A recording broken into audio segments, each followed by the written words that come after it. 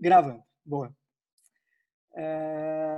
Aqui. Perfeito. Tá, moçada, então esse era o último slidezinho que a gente tinha visto. Já tá aqui o nucleotídeo, nucleosídeo, ácido nucleico, as ligações. Perfeito. O que a gente começa? Falar do DNA e do RNA especificamente, tá? O DNA tem muito mais informação. O RNA é muito simples, é muito básico, tá? O que a gente vai pensar? DNA, o ácido desoxirribonucleico, tu já sabe ali, né? Perdeu o oxigênio na pentose, então já identifiquei. O que é o DNA, gente? É a molécula que vai conter as informações genéticas, tá? Então, quando se fala em material genético, se fala em DNA, não em RNA. Por favor, o RNA não contém informação genética. O RNA ele só serve para produzir as proteínas a partir da informação genética. Tá? É como se fosse assim, ó, o DNA é o detentor, tá? É o livro, ele tem a informação, mas está inativo. Ele só tem a informação.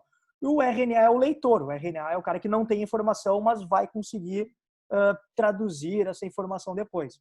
Tá? Então, o DNA, justamente por o DNA ser mais estável, é como tu vai guardar o teu material genético no teu organismo. Tá? Por isso que a gente tem o DNA como sendo material. Ele perde um oxigênio. Tá?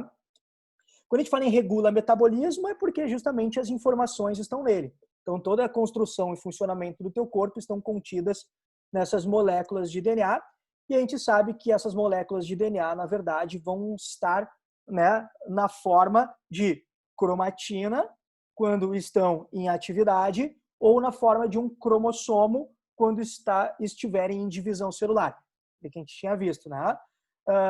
Algumas diferenças de DNA que pode cair na prova é a questão do DNA desnudo ou não, tá? DNA desnudo é aquele DNA de procarionte, tá? Aquele DNA que não tem estonas, é só a molécula dele mesmo. E o DNA não desnudo é o DNA eucarionte, é o DNA que está enrolado em proteínas estonas, mais compactado, mais resistente. A gente já tinha visto também com tranquilidade.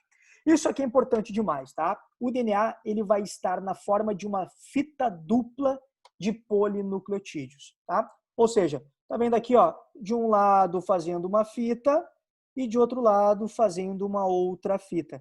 Seria isso aqui, ó, de um lado uma fita, de outro lado outra fita, ligadas entre si pelas suas bases nitrogenadas. Só que se acredita que isso aqui é um desenho, né, linear, tá uma fita retinha do lado da outra. Se acredita que esse DNA, na verdade, ele está nessa forma espiralizada aqui, ó, né, como se fosse o que a gente chama de dupla hélice de DNA. Hélice de estar se enrolando, né? Dupla hélice, duas fitas que vão se enrolando. Isso aqui é bem interessante porque essa estrutura ela é hipotética, tá? Também não se sabe muito se ela é assim, se hipotetiza que ela é assim. Tá? Os livros trazem como a grande descoberta de dois caras chamados Watson e Crick, né, que inclusive ganharam um prêmio Nobel sobre isso, né, ficaram milionários aí, tem vários livros. Tem até um livro que é muito bom, que é do Watson e Crick, chamado de Dupla Hélice, que é muito interessante, tem tradução para o português, e a galera consegue, eles explicam tudo direitinho, tá? O que vai acontecer, moçada? Na verdade, quem descobriu, tá? Isso aqui, vale a pena, eu vou contar a história por mais que 5 minutinhos, eu prometo, mas gosto de fazer isso, é uma questão de justiça científica. Quem descobriu, tá? Esse modelo de dupla hélice foi uma jovem chamada de Rosalind Franklin, que tinha mais ou menos 20 e poucos anos de idade.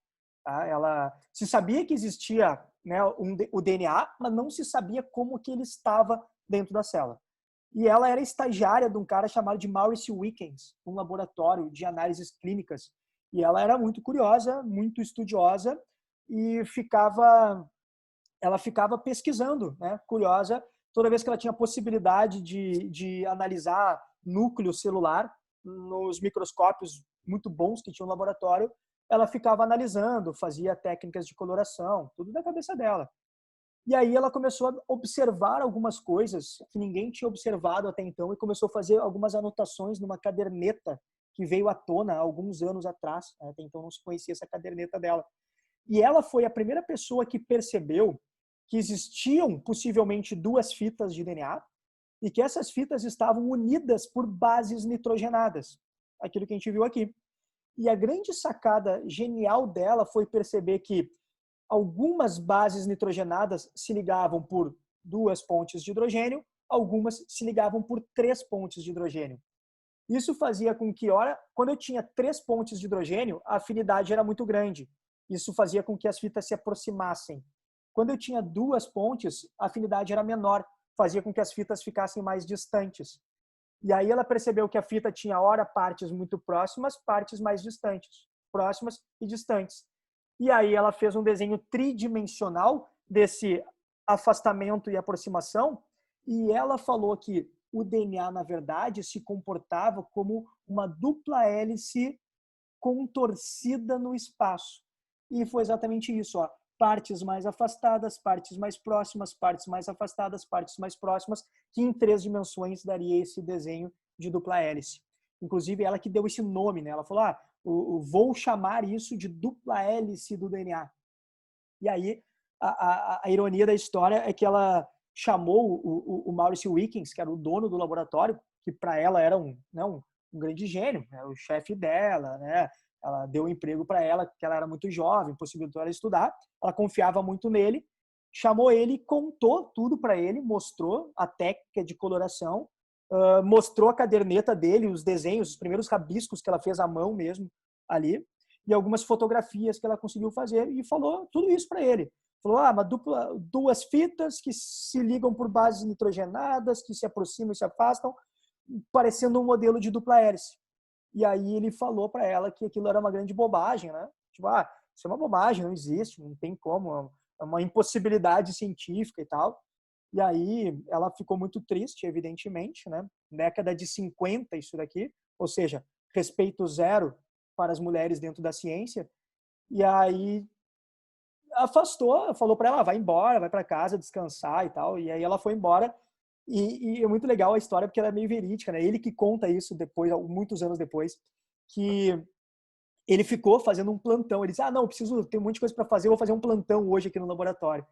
E aí de noite, quando ele ficou sozinho, ele passou um fio, ele telefonou para os 2 cientistas da universidade próxima que estudavam isso, que era o James Watson e o Crick. E chamou os caras, falou, gurizada, eu descobri uma coisa maravilhosa, vem para cá, vamos nos reunir, vamos jantar, porque eu preciso mostrar isso para vocês. E aí os caras foram lá, ele se reuniu e contou a mesma história que ela contou para ele, contou para os caras, né? Olha aqui que eu descobri, olha essas fotos, olha esses desenhos que eu fiz e tal, e isso aqui é a dupla hélice do DNA, o que vocês acham? E genial, né, gente? Genial, tava ali, tava a estrutura do DNA. Aí os caras ficaram assim, a gente estuda isso há anos e nunca conseguiu descobrir como é que tu conseguiu. Ele, fez toda uma balaca lá, né, de genial. Aí os caras falaram, vamos fazer um artigo, vamos publicar. E aí eles escreveram um artigo, que é um artigo do Watson Crick, com uma participação do Maurice Wilkins, e aí ganharam, né, o prêmio Nobel com essa descoberta.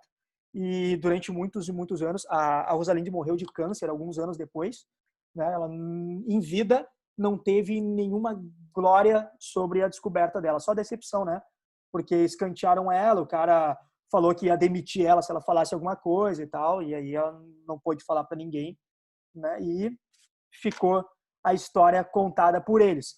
Só se soube da realidade porque alguns anos depois, já velho, o Wilkins estava também com câncer, na ironia do destino, e quando estava quase morrendo, ele escreveu um artigo contando a história verdadeira e mostrando fotos do caderninho dela e tal, com as anotações dela. E aí o Nobel hoje, ele tá no nome dela, tá? Mas óbvio que ela em vida não teve a possibilidade de ficar sabendo disso. E aí, por que eu te conto essa história? Porque os livros bem modernos, os livros já de ensino superior, já trazem como o modelo de Rosalind Franklin, tá? E teve um vestibular que eu não me lembro qual agora, puxa vida, eu não me lembro qual, acho até que foi da PUC, que é sempre trazendo as inovações, que eles botaram, já foi a primeira vez que apareceu lá, um modelo de Rosalind Franklin. E a galera que não estava atento pensou que era uma coisa outra, mas é exatamente o modelo de dupla hélice que a gente costuma falar, né, do Watson e Crick. Tá, gente? Então a Rosalind propôs exatamente esse modelo aqui, que é um modelo clássico de DNA que tu vai levar para as tuas provas. Essas 2 fitas, a gente fala que elas são antiparalelas, porque elas estão em contrário uma da outra, tá? Eu tenho aqui em cima essa aqui começando no 5 linha, terminando no 3 linha, e a outra começando com 5 linhas aqui embaixo e terminando no 3 linhas lá em cima. Elas estão invertidas, tá? São 2 fitas invertidas e encaixadinhas uma nas outras. E elas apresentam, o DNA apresenta a capacidade de duplicação, que nós vamos falar na aula que vem. A gente vai ver todo o processo de abertura da fita, encaixe de nova fita. E a gente fala que ele é semiconservativo, tá? Porque quando ele vai duplicar, que a gente vai ver na aula que vem, ele vai abrir, separar essas 2 fitas e encaixar 2 fitas novas no meio. Então, eu sempre tenho uma fita original e uma nova. Uma original e uma nova. Isso é o semiconservativo. Ele conserva apenas metade da sua informação, né, original. Tá bom? Então, isso aqui é o geralzão de DNA. Aqui as ligações, né? A com T, C com G. Isso a gente vai obedecer. Decora isso, né? Aula que vem a gente vai usar muito A com T, C com G e vai fazendo os encaixezinhos. Tá bom, moçada? Aqui é um desenhozinho que eu gosto de colocar porque o DNA tá dentro do núcleo, tá? DNA tá dentro do núcleo, gente. Por favor, leva isso. A prova pergunta às vezes, onde é que tá o DNA? Tá dentro do núcleo. Tá? Então eu tenho aqui a célula, eu tenho um núcleozinho, e aí eu botei até um cromossomo, né, para mostrar a parte mais conhecida, né, dele aqui, e o cromossomo é o DNA, tá bom? Então só para tu entender que ele tá lá dentro do núcleo. E o DNA, ele controla todo e qualquer processo vital. Essa aí é a grande informação. Informação genética tá nele. A questão é, como que se controla processos vitais? Vamos dar uma viajada meio científica, filosófica aqui. Como que tu controla um processo vital? Através de enzimas, tá? São as enzimas que controlam os processos metabólicos. Sem enzima, tu não consegue fazer metabolismo. Aí o teu organismo ia ficar paralisado e tu não ia conseguir ter vida. Então, nós só conseguimos sobreviver porque produzimos enzimas, tá? Toda enzima é uma proteína. E toda proteína a sua informação está contida no DNA. Então é assim que o DNA controla o metabolismo. Porque é ele que tem a informação para a produção da enzima, portanto, da produção de quem vai estar fazendo o teu metabolismo. Certo, gente? Isso é o que a gente chama de dogma central da biologia. Que a gente vai falar bastante na aula que vem. O que é o dogma central da biologia? Tu tem um DNA, esse desenho aqui é o famoso dogma central. Ó. Tu tem um DNA que tem a tua informação, só que lembra, o DNA só tem a informação.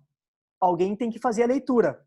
Aí vem o RNA, que vai fazer a leitura, transformando essa informação numa proteína. Então é como se fosse aqui, ó, DNA, informação, RNA, produção da proteína e proteína, realização da atividade metabólica. Certo? É isso que tu vai ter que levar muito, muito na tranquilidade. Na hora que vem, quando a gente vê esse processo, que a gente chama de transcrição e tradução, eu vou te mostrar o porquê que o RNA tem que fazer esse meio de campo. É bem interessante, é uma questão evolutiva muito legal. Tá bom, moçada? Claro. Pode repetir o RNA e a proteína? Uhum. É assim, ó. Tá, o DNA ele tem a informação, né? Ele tá dizendo lá, vamos supor, olho castanho, tá? Tô hipotetizando uma bobagem aqui só para ficar bem nítido. Só que ele só tem informação. O RNA é quem vai ir até o DNA, dentro do núcleo, vai pegar essa informação e vai trazer ela para o citoplasma da célula. E aí, trazendo essa informação para o citoplasma, tu começa no citoplasma a encaixar os aminoácidos para formar a proteína castanha. Tá bom? Então, é como se fosse assim, ó, o DNA é só a informação, o RNA é quem vai ativar essa informação e a proteína é o resultado da ativação da informação. Não sei se deu para entender. Depois me avisa, por favor. Claro. Oi? Não, eu falei que deu para entender. Ah, só. tá bom. Tá bom, show de bola. Tá, moçada? Então é isso que eu quero que tu leve. Só mais 2 slidezinhos aqui e a gente termina, tá? Olha isso daqui, que coisa maravilhosa. Questão de prova. Famosa regra de Chargaff. Tá? Isso aqui é o que chama de regra de Chargaff. Um senhor chamado Irving Chargaff era um matemático que se aventurou nos estudos de ciência e todo matemático tem que meter número nas coisas, né? Senão não é matemática. O que esse cara percebeu? Lembra que eu tenho uma fita de DNA ligada em outra fita? pelas bases nitrogenadas. Se as fitas são do mesmo tamanho, ele percebeu que a quantidade de bases de uma fita é a mesma quantidade de bases da outra fita. Elas têm que se encaixar.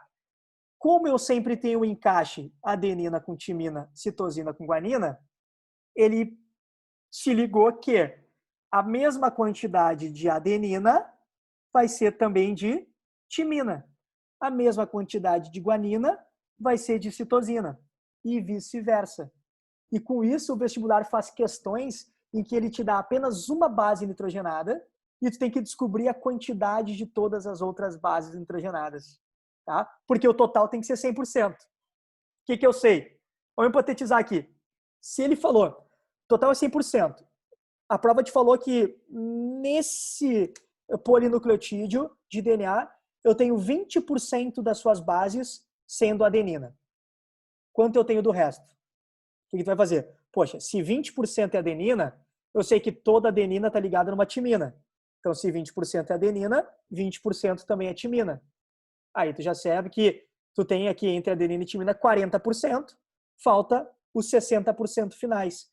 Esses 60% finais, tu sabe que ele tem que estar distribuído entre guaninas e citosinas, divide por 2, 30 e 30. Aí tu mata a questão, tá? É isso. Eu botei aqui, ó, um teste para nós. A prova te falou assim, ó, tu tem lá um DNA com 140 bases, tá?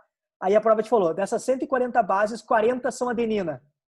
Quantas timina, quantas citosina e quantas guanina eu tenho aí? Vamos comigo? Ó, se eu tenho 40 adenina, sabe que a adenina está ligada na timina. Então eu tenho 40 timinas também. Pô, 40 mais 40 eu já sei 80. Eu tenho que saber 140, falta quanto? Acho que 60, né? E aí eu sei que 60 tem que estar distribuído entre citosina e guanina. Quantas citosinas eu tenho? 30. Perfeito. E quantas guanina? 30 também. 30 também. Perfeito. Isso é a famosa regra de Chargaff. Tá? Tu obedece um padrão sempre. Tá? Pode vir na prova dizendo que a mesma quantidade de bases púricas vai ser de pirimídicas também. Tá bom? Então ele poderia falar. Ele poderia te dizer aí que ele tem, por exemplo, 40% de bases púricas e pirimídicas relacionadas umas às outras. Exatamente o que tu vai fazer. Tu já decorou lá, ó, poxa, eu sei aqui, ó, que a púrica de um lado tem 20, então eu tenho que ter uma pirimídica que tenha 20 também. Eu sei que uma púrica tem 30, então eu sei que a outra pirimídica tem 30 também. Tá? Então ele pode só te perguntar essas questõezinhas, hipotetizando de 1000 formas possíveis. É só tu te ligar aqui, a mesma quantidade de A é igual a T, a mesma quantidade de G é igual a C, ou vice-versa, né? De C para G ou de T para A. Regra de Chargaff, questões que caía muito antigamente, faz muito tempo que eu não vejo em provas, tá? Muito tempo mesmo, tá quase que em desuso, mas se aparecer, eu acredito que tu acerte ela com humildade. Tá, moçada? Dúvida? Posso tocar? É para a última aí. Último slidezinho de hoje, né? Prometi que era rápido. Então, o RNA, o nosso famoso ácido ribonucleico. Perfeito. Olhei lá, ó, hidroxila de um lado, hidroxila do outro, máximo de oxigênios, pentosezinha de RNA. Tá bom? O que vai acontecer? O RNA não é quem vai estar guardando as tuas informações genéticas. Quem guarda a informação genética é DNA. O RNA ele vai ser responsável por fazer a síntese de proteínas. Tá? É quem está ativo, quem está trabalhando de verdade. Tá? Então, o RNA, síntese de proteínas, tá? Ele tem uma função de carregar as informações do DNA que está no núcleo até o citoplasma para ativá-las e fazer as proteínas no citoplasma. A gente vai ver tudo isso aula que vem, aqui é só para tu entender o que é RNA. São também polímeros de nucleotídeos, mas agora eu tenho fita simples, tá, galera? Não vai existir na tua prova RNA fita dupla, tá? Até já tem alguns casos relatados na ciência superior de alguns RNAs fita dupla, mas não cai no ensino médio de jeito nenhum. Tá? Então, olhou a fita, RNA sempre simples, DNA sempre dupla. E a outra coisinha é que tu vai olhar também pela basezinha aqui, ó. Se tem uracila, obrigatoriamente é um RNA. tá? E aí, eu quero que tu leve esses 3 tipos básicos de RNA para a prova. Existem milhões de RNA. Esses 3 são os que caem no vestibular. O RNA mensageiro, o RNA transportador e o RNA ribossômico, tá? Diferença básica de cada um deles, tem uma pequena diferença estrutural, mas a diferença básica está na função. O RNA mensageiro, como o nomezinho está te dizendo, é o cara que vai fazer o quê? É o cara que vai trazer a mensagem. Lembra, o DNA está no núcleo. A proteína vai ser sintetizada no citoplasma. Então, o RNA mensageiro vai até o núcleo, pega as informações do DNA e traz para o citoplasma. Então, ele trouxe a mensagem. Ó, é isso que eu quero. O RNA transportador é o cara que vai transportar os aminoácidos que devem ser encaixados para formar a proteína. Então, o mensageiro trouxe a informação do DNA e o transportador começa a encaixar os aminoácidos naquela informação. Isso é o que a gente vai chamar de transcrição e tradução, que é aquele dogma central da biologia, produto da nossa aula que vem. Vamos ficar uma aula inteira falando só sobre duplicação, transcrição e tradução. Tá bom? E o RNA ribossômico é um RNAzinho mais simples, é um RNA que ele vai estar na formação dos ribossomos, tá? Ele consegue produzir proteínas que, junto com o próprio RNA-R, vai formar o nosso nucleolo, que quando se desmancha, formam os ribossomos. Lembra a aula passada, né? A gente viu que o nucleolo se desmancha durante a divisão celular e conforme ele vai se desmanchando, ele vai os pedacinhos dele formando ribossomos, tá bom? O nomezinho está dizendo, né? Ribossômico. Aqui é um desenho, tá? Da diferença estrutural de cada um dos RNAs, né? O mensageiro, ele é mais simples, né? Mais linear. O RNA transportador tem esse desenho bem característico. A gente diz que parece uma folha de trevo, se fala isso, tá? É bem característico. Na aula que vem a gente vai ver o porquê. Ele tem que ter esse desenho. A gente vai ver o porquê disso. E o RNA ribossômico, ó, formar um ribossominho, né? Bem característicozinho ali com as 2 subunidades de tamanhos diferentes, tá bom? A grande em cima e a pequena embaixo para fazer o encaixe da molécula. Fechou, amores? Então essa é uma diferença bem básica para resumir a nossa aula, tá? Vou espelhar aqui, ó. Para resumir comigo. Diferença entre DNA e RNA. É isso que tu tem que levar de hoje. DNA fita dupla, RNA fita simples. Fechou? Pentose de DNA tem um oxigênio a menos, de RNA tem um oxigênio a mais. Nas bases nitrogenadas, o DNA vai ter a timina e o RNA vai ter a uracila. Certo? Essa é a grande diferença que tu vai levar entre eles todos. E aí, tu já sabe o que é nucleotídeo, sabe o que é um nucleosídeo, sabe o que é um ácido nucleico, sabe o que é o fosfato, sabe qual é a pentose e sabe as bases nitrogenadas. Com isso, está apto já a fazer vários tipos de questões de ácidos nucleicos na hora da prova. Tá bom? Faz um teste comigo bem rapidinho aí. Se for um DNA e a prova te der uma adenina, tu liga em quem? Timina. E se ela te der uma citosina? Guanina. Guanina. Na guanina. Qual é a diferença da... A púrica tem 1 ou 2 anéis de carbono. 2. E a pirimídica, um anelzinho. Tá? Diferença estrutural de tamanho nelas aí. Quais são as 2 bases púricas? AG. Boa, né? Boa. É o AG. Tá? E as pirimídicas, o resto. Tá, moçada? Se quiserem me perguntar alguma dúvida, podem... Eu tenho, sabe, se ninguém... Por favor, manda ficha. Olha só, se por exemplo assim, ó, eu tenho uma bactéria de RNA, tá? Ela tem nucleolo? Não, tá? Não. Não. Tá, e daí como é que funciona para fazer a síntese de ribossomo? Ela vai fazer pelas próprias sínteses proteicas, né? Lembra que a bactéria ela tem tanto DNA quanto RNA, né? A bactéria vai ter os 2.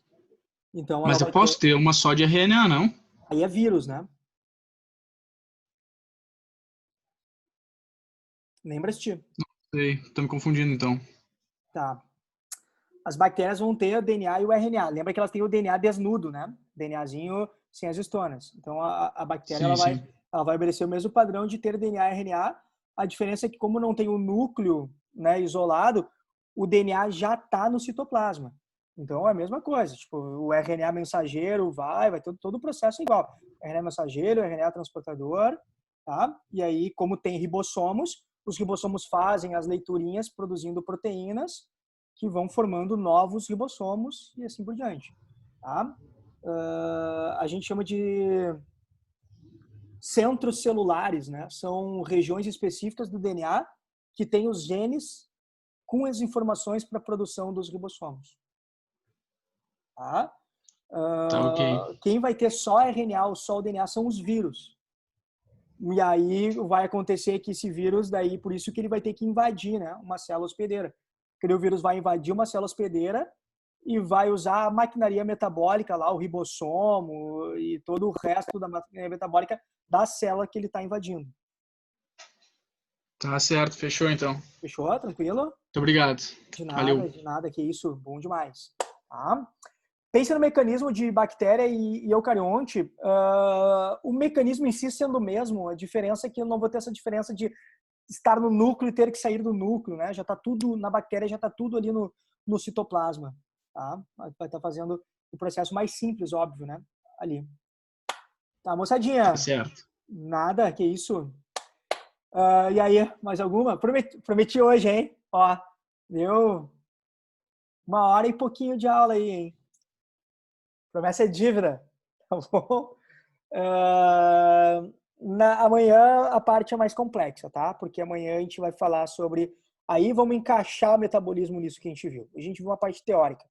A gente vai falar lá, vamos fazer o processo de abertura da fita de DNA, o encaixe dos novos nucleotídeos, que é a duplicação, a formação do DNA em RNA ali na transcrição, depois a formação da proteína e, evidentemente, nesses meios de campo aí, a gente vai ver sobre a junção dos exons, eliminação dos introns. Vamos ver também os fragmentos de Kazakh, que a gente chama, que é quando eu tenho porções invertidas de DNA. A gente dá uma aprofundadinha mais mirabolante, assim, para acertar aquelas questões mais complicadas mesmo da prova. Tá bom? Tranquilidade? Tá bom, prof. Obrigada. De nada, eu que agradeço. Obrigada. Eu que agradeço vocês mais uma vez aí, a companhia, tá? Ó, foco, fé, estudo, tudo vai dar certo sempre. Vai sim. Vamos atrair essa aprovação aí que ela vai vir para nós. Isso aí. Tá bom, moçada?